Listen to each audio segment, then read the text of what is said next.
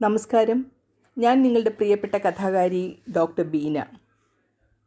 അതിജീവനം എന്ന കഥയാണ് ഇന്ന് ഞാൻ നിങ്ങൾക്കായി ഒരുക്കിയിരിക്കുന്നത്. പ്രതികൂല സാഹചര്യങ്ങളെ അതിജീവിച്ച് ജീവിതം കെട്ടിപ്പടുത്തിയ ഒരു സാധാരണക്കാരിൽ സാധാരണ കുടുംബത്തിലെ ഒരു യുവാവിൻ്റെ കഥയാണിത്. കഥയിലേക്ക് നേരിട്ട് പോകാം. വീട്ടിലെ പട്ടിണിയും പരിവട്ടവും മാറ്റാൻ ഞാൻ പല വേഷവും കെട്ടി. എൻ്റെ ഓർമ്മകൾ കടിഞ്ഞാണില്ലാത്ത കുതിരയെപ്പോലെ ഓടുകയായിരുന്നു. രോഗിയായ അച്ഛൻ എനിക്ക് ഓർമ്മ വെച്ച നാൾ മുതൽ ഗവൺമെൻറ് ആശുപത്രിയിലായിരുന്നു വാസം.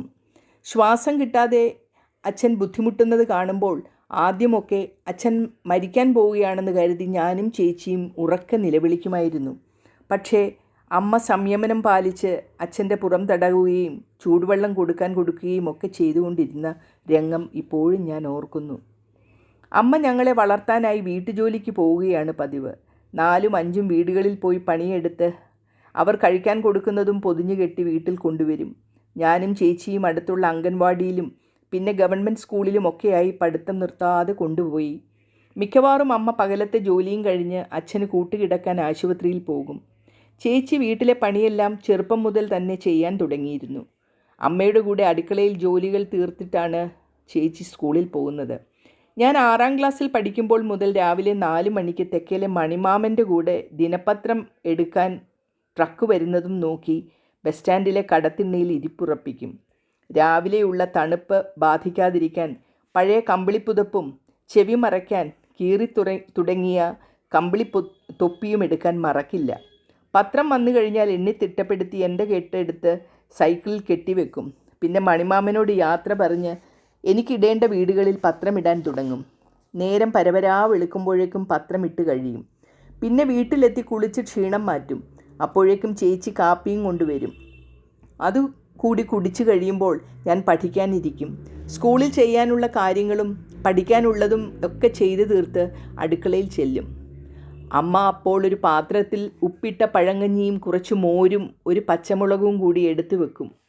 ചോറുവറ്റ് ഒത്തിരി കൂടുതലൊന്നുമില്ലെങ്കിലും കഞ്ഞിവെള്ളം കൂടുതലുണ്ടാകും. ആർത്തിയോട് അത് മുഴുവൻ വലിച്ചു കുടിച്ചു കഴിയുമ്പോൾ സ്കൂളിൽ പോകാനുള്ള സമയമാകും. ചേച്ചിയും വീട്ടിലെ കഷ്ടപ്പാടുകൾക്കിടയിലും പഠിത്തത്തിൽ മികവ് കാട്ടിയിരുന്നു. 12ാം ക്ലാസ്സിൽ നല്ല മാർക്കോട് പാസ്സായ ചേച്ചി നഴ്സിംഗിന് അഡ്മിഷൻ കിട്ടിയപ്പോൾ പഠന ചെലവും ഹോസ്റ്റൽ വേണ്ട ചെലവുമെല്ലാം അതിനുവേണ്ടിയെല്ലാം അമ്മ കിടന്ന് പാടുപെട്ടു. അമ്മ ജോലിക്ക് പോകുന്ന വീട്ടുകാർ സഹായിച്ചു. 2 മുറിയിൽ നിന്ന് ഞങ്ങൾ ഒറ്റ മുറി വീട്ടിലേക്ക് താമസം മാറ്റി. എങ്ങനെയോ അമ്മ കാശ് സംഘടിച്ചു. മാസാമാസം കാശിന് പെടാപ്പാട് പെട്ടുകൊണ്ടിരിക്കുമ്പോഴായിരുന്നു അച്ഛൻ്റെ മരണം. ഒന്നും ഇപ്പോൾ ഓർമ്മയില്ല. യാന്ത്രികമായി ചടങ്ങുകളും പൂജയും ഒക്കെ ചെയ്ത് അച്ഛൻ്റെ ശവദാഹം നടന്നു. പാവം അമ്മ ഞങ്ങളെ 2 പേരെയും കെട്ടിപ്പിടിച്ചുകൊണ്ട് പൊട്ടിക്കരയുന്നത് ഞാൻ ഇന്നലത്തെ പോലെ ഇപ്പോഴും ഓർക്കുകയാണ്. നാട്ടുകാരും കൂട്ടുകാരും സഹായിച്ച് അന്നത്തെ കാര്യങ്ങളെല്ലാം നടന്നു. ചേച്ചി ഹോസ്റ്റലിൽ പോകാൻ ഇറങ്ങിയപ്പോൾ സുനി, നീ അമ്മയെ നോക്കിക്കോളുമെന്നെനിക്കറിയാം. ഇനി അമ്മയ്ക്ക് നമ്മൾ മാത്രമേ ഉള്ളൂ എന്ന് പറഞ്ഞ് എന്നെ കെട്ടിപ്പിടിച്ച് കരഞ്ഞു. അച്ഛൻ പോയതിന് ശേഷം അമ്മയുടെ ജോലി ചെയ്യാനുള്ള ചുറുചുറുക്ക് പോയതുപോലെ എനിക്ക് തോന്നിച്ചു. പകൽ വീട്ടുജോലികൾ കഴിഞ്ഞ് വന്നാൽ സ്ഥിരം കിടപ്പാണ്. ഒരു ദിവസം അമ്മയുടെ അടുത്ത് രാത്രി കിടക്കുമ്പോൾ എന്താ അമ്മയ്ക്ക് ഇത്ര ക്ഷീണം എന്ന് ചോദിച്ചു. വല്ല വല്ലായ്മയുണ്ടോ?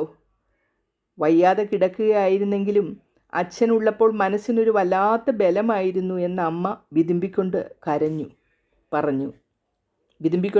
പറഞ്ഞു. ഞാൻ സത്യത്തിൽ സ്തബ്ധയായിപ്പോയി. എൻ്റെ ഓർമ്മയിൽ ഒരിക്കൽ പോലും അച്ഛനെ ഞാൻ ആരോഗ്യവാനായി കണ്ടിട്ടില്ല. ഒരു യുവതിയായ എൻ്റെ അമ്മയ്ക്ക് അച്ഛനിൽ നിന്നും കിട്ടിയിരുന്ന ഊർജം എന്തായിരുന്നു? അതാ എനിക്ക് മനസ്സിലാകുന്നില്ല. ഭാര്യ ഭർത്തൃബന്ധത്തിൻ്റെ ആഴം അമ്മ എന്നെ മനസ്സിലാക്കി തരികയായിരുന്നു ആ നിമിഷം. എൻ്റെ 12ാം ക്ലാസ് ഫലം 2 ദിവസം കഴിഞ്ഞപ്പോൾ വന്നു. ഫസ്റ്റ് ക്ലാസ്സും നല്ല മാർക്കുമുണ്ട്. തുടർന്ന് പഠിക്കാനായി അമ്മ തന്നെയാണ് ഉപദേശിച്ചത്. പതിവ് പോലെ അമ്മ പിറ്റേന്ന് ജോലിക്ക് പോകാൻ വീട്ടിൽ നിന്നിറങ്ങുമ്പോൾ തല ചുറ്റി മുറ്റത്ത് വീണു.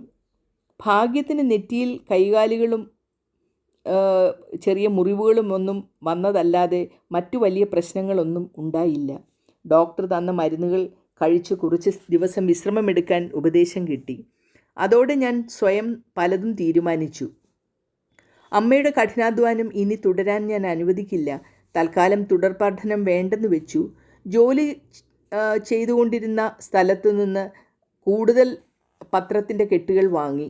കൂടാതെ കേറ്ററിംഗ് ജോലിയും ഒക്കെ ചെയ്ത് എൻ്റെ ജോലി വിപുലപ്പെടുത്തി. കൂടാതെ ഡ്രൈവിംഗ് പഠിക്കാനും ചേർന്നു. ലൈസൻസ് കിട്ടിയതോടെ വലിയ വീടുകളിൽ കാർ ഓടിക്കാൻ തുടങ്ങി. സത്യത്തിൽ ഒരു നിമിഷം പോലും വിശ്രമമില്ലാതെ ഞാൻ പണിയെടുത്തു. അമ്മ പഠനം തുടരാത്തതിൽ സങ്കടം പറഞ്ഞെങ്കിലും ഞാൻ സ്നേഹത്തോടെ അത് വേണ്ടെന്ന് പറഞ്ഞു. 1.5 വർഷത്തോളം ഞാൻ അവിശ്രമം ഇത് തുടർന്നു. അപ്പോഴേക്കും ചേച്ചിയുടെ പഠിത്തം കഴിഞ്ഞ് ജോലിക്ക് ശ്രമിക്കാൻ തുടങ്ങി. അങ്ങനെ തൽക്കാലം സ്വകാര്യ ആശുപത്രിയിലും പിന്നീട് ഗവൺമെൻറ് ആശുപത്രിയിലും ചേച്ചിക്ക് ജോലി കിട്ടി. അതോടെ ഞങ്ങൾക്ക് എല്ലാവർക്കും വലിയ സന്തോഷമായി. ചേച്ചിയുടെ കൂടെ നിർബന്ധം കണക്കിലെടുത്ത് ഞാൻ ഡിഗ്രിക്ക് ഡിസ്റ്റൻ്റ് എഡ്യൂക്കേഷന് ചേർന്നു. ബാക്കി സമയം ഡ്രൈവിങ്ങിനും പോയി. കാലങ്ങൾ മുന്നോട്ട് നീങ്ങവേ ചേച്ചിക്ക് പോലീസിൽ ജോലിയുള്ള രവിച്ചേട്ടൻ ആലോചനയുമായി വന്നു. സ്വന്തം വീട് പോലും ഇല്ലാത്ത ഞങ്ങളുടെ എല്ലാ സാമ്പത്തികവും അറിഞ്ഞുകൊണ്ടാണ് ചേട്ടൻ വന്നത്. ചേച്ചിക്ക് ജോലിയുള്ളതായിരുന്നു ഏക സമാധാനം. അങ്ങനെ ചേച്ചി നല്ല ഒരു വീട്ടിലെ കുടുംബിനിയായി മാറി. അച്ഛൻ കാലങ്ങൾ കിടന്ന് ചികിത്സിച്ചിരുന്ന അതേ ഗവൺമെൻറ് ആശുപത്രിയിലാണ് ഇപ്പോൾ ചേച്ചി ജോലി ചെയ്യുന്നത്. അത് അഭിമാനത്തോടെ അമ്മ എല്ലാവരോടും പറയാറുമുണ്ട്. എൻ്റെ അവസാന വർഷ പരീക്ഷാഫലം വന്നപ്പോൾ പ്രതീക്ഷിച്ചതിലും ഉന്നത വിജയമായിരുന്നു എനിക്ക്. LLBക്ക് അപേക്ഷ കൊടുത്ത് നിയമം പഠിക്കാൻ തീരുമാനിച്ചു. റാങ്കോടുകൂടിയാണ് ഞാൻ നിയമബിരുദവും എടുത്തത്. അങ്ങനെ ജീവിതം ഓരോരോ ചുവടുകൾ വെച്ച് മുന്നേറി. ഇന്ന് ഞാൻ എല്ലാവരും അറിയുന്ന ഒരു സീനിയർ വക്കീലാണ്. ഓഫീസിൽ ഇന്ന് എൻ്റെ കീഴിലായി ധാരാളം വക്കീലന്മാരും ജൂനിയേഴ്സും ഒക്കെ പ്രാക്ടീസ് ചെയ്യുന്നു. പ്രമാദവും പ്രമുഖവുമായ പല കേസുകളും വിജയിച്ചിട്ടുള്ളതുകൊണ്ട് എൻ്റെ ഓഫീസിൽ വലിയ തിരക്കാണ്. എൻ്റെ കൂടെ ജോലി ചെയ്യുന്ന അഡ്വക്കേറ്റ് ലേഖയാണ് എൻ്റെ വീട്ടുകാരി. ഇന്ന് വീടിൻ്റെ വലിയ പൂമുഖത്ത് അമ്മയുമൊത്ത് എൻ്റെ കുഞ്ഞുമക്കൾ സന്തോഷത്തോടെ കളിക്കുന്നത് കാണുമ്പോൾ പഴയ ഞങ്ങളുടെ കഷ്ടപ്പാടുകൾ നിറഞ്ഞ ജീവിതം ഒരു മിന്നലാട്ടം പോലെ തെളിഞ്ഞ് ഓർമ്മയിൽ വരുന്നു. എങ്ങനെയുണ്ട് എൻ്റെ കഥ ഇഷ്ടപ്പെട്ട് കാണുമല്ലോ. ഇഷ്ടമായെങ്കിൽ തീർച്ചയായും ലൈക്കും കമൻറ്റും ഇടാൻ മറക്കരുത്. ആദ്യമായിട്ടാണ് ഈ ചാനൽ കാണുന്നതെങ്കിൽ സബ്സ്ക്രൈബ് ചെയ്ത് ബെല്ലൈക്കണിൽ ഓൾ എന്ന ഓപ്ഷൻ ഇടുക. ഇനി അടുത്തൊരു നല്ല കഥയുമായി അടുത്ത എപ്പിസോഡിൽ കാണാം. അതുവരെയും നന്ദി, നമസ്കാരം.